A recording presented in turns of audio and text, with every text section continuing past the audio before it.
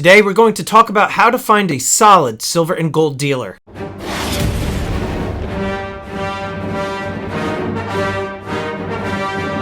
How you doing, everybody? Welcome to Empire Precious Metals. Stormy here. If you're new to the channel, I'm not a financial advisor. I'm a guy talking about precious metals and collectibles.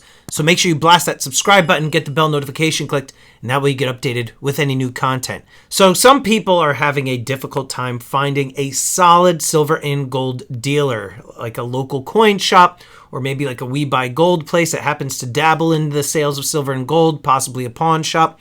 So how do you find a solid silver and gold dealer? It's not as easy as one would think. First of all, a lot of people have to deal with the travel. A lot of people don't have local coin shops or jewelry shops or what have you close by. The other problem that you face is whether or not to know if this silver and gold dealer is taking advantage of you. And so there are some ways in which you can protect yourself from this. First of all, I think personally with me that it's very easy to tell whether or not a silver and gold dealer is going to be there to help you or if they're there just to swindle you based on their personality.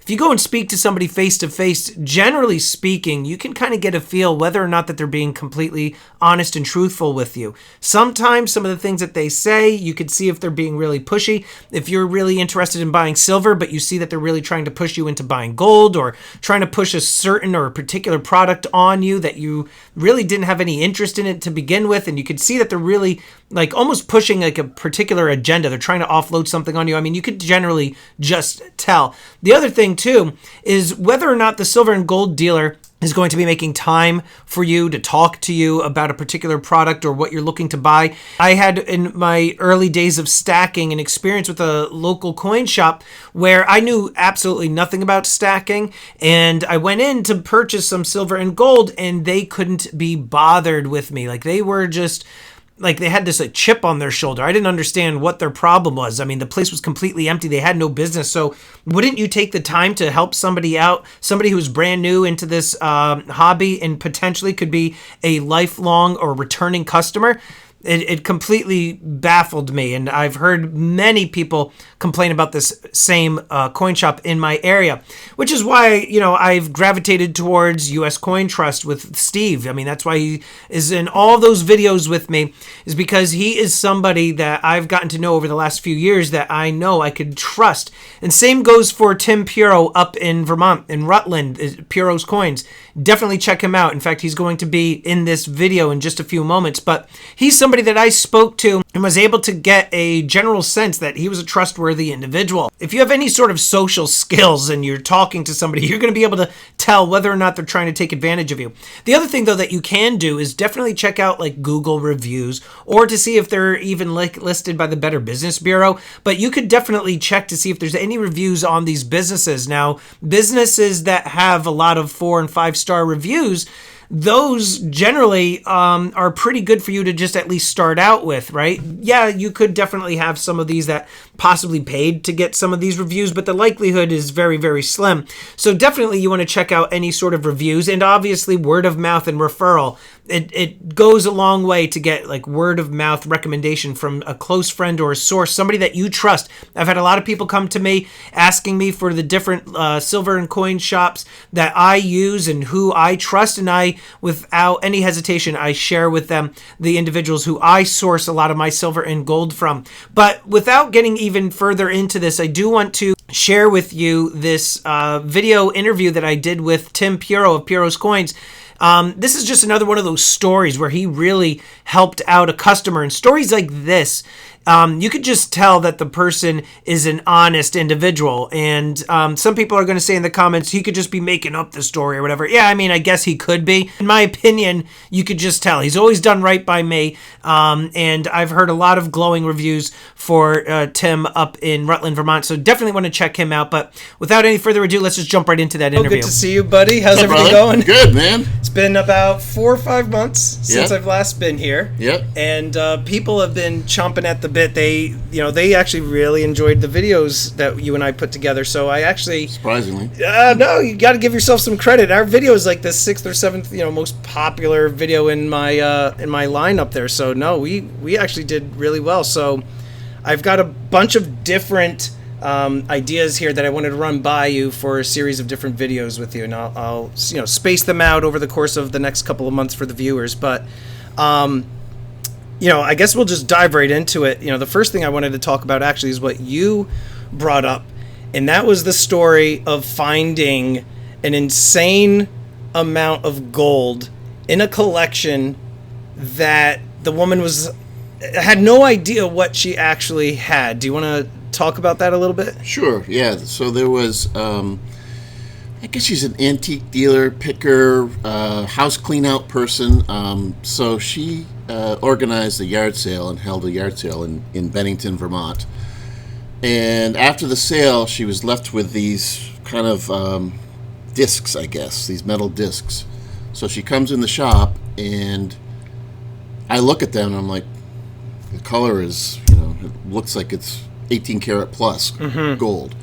So I test them, I look into them, and at her sale, she was trying to sell them for $5. God. So, So she had no idea. She had no clue, but all the pickers went through, antique dealers went through the sale, people that should have known, and so I ended up paying her $132,000. It was like a pound. I don't even know how much it was. It was like I can't remember now, but it was over a pound, I think, of gold. So what were they? I guess the guy was an engineer or something with IBM in the 50s. Okay. So it must have been going into computers or something like that. Wow. So. And what do you remember? Like what the actual gold content was? Was it 18 karat or? No, it was pure. Pure. Yeah. So it was 999. So, I've been doing this so long.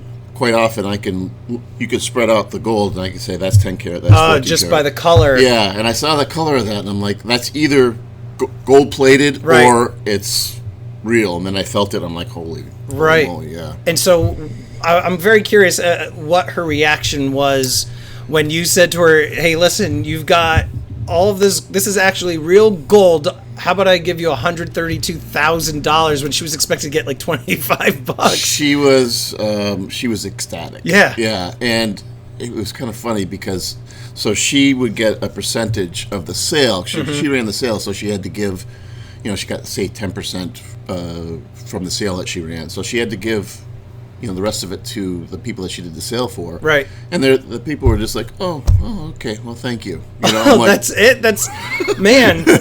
This goes to show you how honest the woman was who was running the estate sale and how honest you were because, she could have just bought them for herself. Yeah.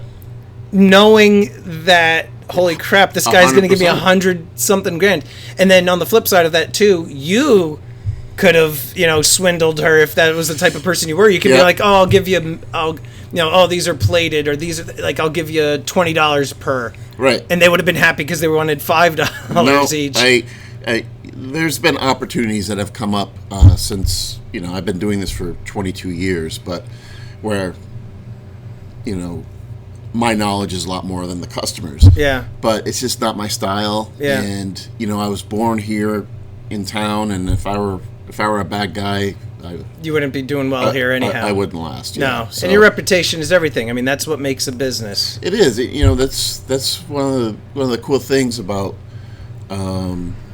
my business and actually doing dealer to dealer is that we can send $10, $20, $30,000 packages back and forth to each other and not have to worry about it. Yeah. It's a pretty honorable.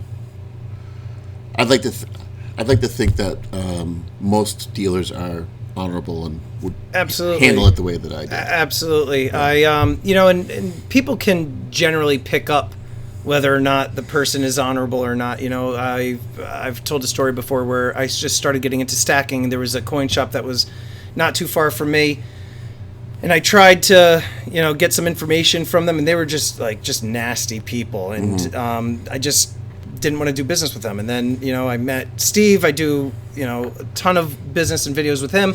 Met you. You were really down to earth, easygoing, and I knew right away that you and I would have a good, relationship. So, no, you definitely did the right thing for sure.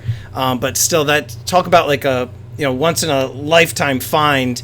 You know what I mean? Like people just dream about getting finds like that, where you could just rummage and find something that's like worth $120,000. That's just insane. Yeah, I've had quite a few similar ones.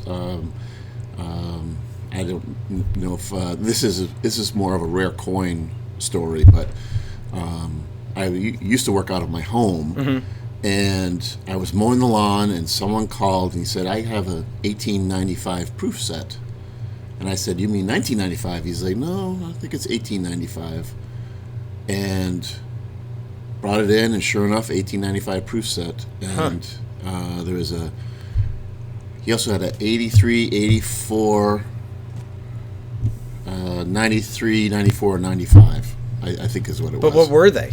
Were they Morgan dollars? Like, yeah, what were they? No, the whole set. The whole set? Without the gold. The whole set. So it had, half dollars, quarters, dimes, and all that stuff. Like right now that collection would be worth probably $750,000. Oh my God! Yeah, but and was that a collection that you bought off the guy, or I ended up I brokered it for him. So, okay. So I got them graded. I showed them to people, and then I put them into an auction, and I just took a percentage. Okay, so that story to me says a lot, right? He could have very well have taken in those gold discs or whatever they were. I wish I had seen a picture of them because I'm intrigued by the story. But he could have just taken those in and said, "Oh yeah, they're nothing. I could give you like $20 per," and said nothing of it, and just taken them and then made a buttload of money. He offered the customer $132,000 for this, right? So goes to show you, it really does pay to have a coin shop that you trust. You definitely want to check out Tim Puro of Puro's Coins. Make sure you tell him Stormy sent you. I'll put all the information down below. And let me know which is the coin shop that you like the most in your area, and why do you like them so much? What is it that you trust about them? Let us know in the comments down below. And I would like to quickly thank these elite channel supporters. And if you haven't already become a channel member, please check out the awesome perks and join today. With that, this is Empire Precious Metals. Until next time, long live the Empire.